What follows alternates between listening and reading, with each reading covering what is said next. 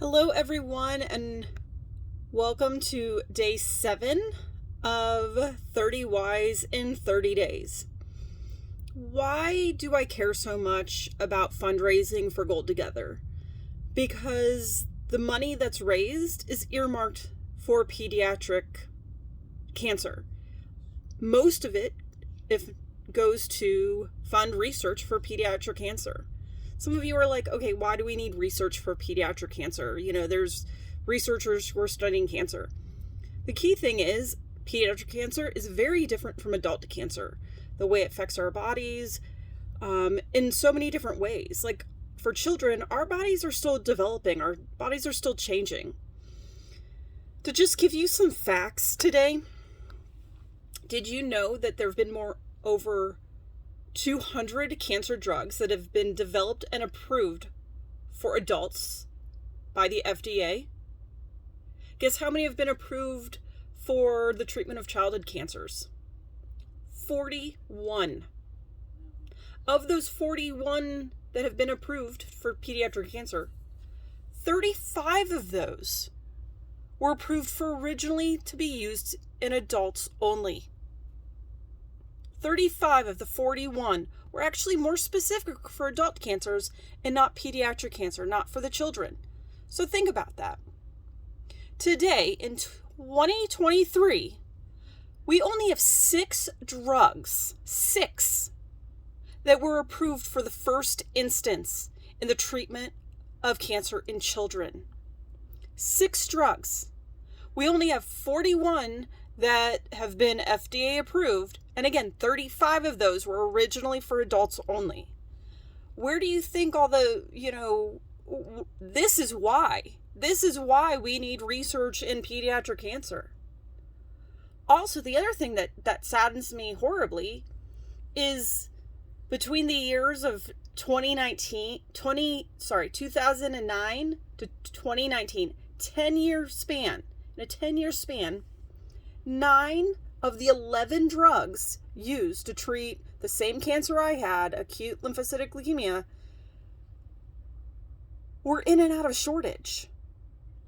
My type of leukemia is the most common cause of cancer, and 9 of the 11 types of drugs used to treat it were in and out of shortage. How the heck do you expect these kids to survive if they can't even get the drugs that they need to treat the cancer? So many of these hospitals and doctors were rationing these pills and these medications out of fear of running out. This is so not acceptable in this day and age. This is 2023. This is in America. We should not have a drug shortage, especially when it comes to cancer and the most common form of cancer. Are you kidding me? This is appalling. Absolutely appalling. And I'm not even talking about the brain tumors like DIPG and some of the other ones that there are no drugs. They have no medication to treat these children who are diagnosed with certain types of brain tumors. If your child is diagnosed with DIPG or some of these other types of brain tumors that have no treatment, the parents are told, go home and love your child. That's it. They've got nothing. Again, how is this acceptable? This is what makes me frustrated, because I've been there. I've done that. I saw how much it's appalling in my opinion. And this is why we need funding. This is why we need funding specifically for pediatric cancer. So this way drugs that are less toxic can be used on our children.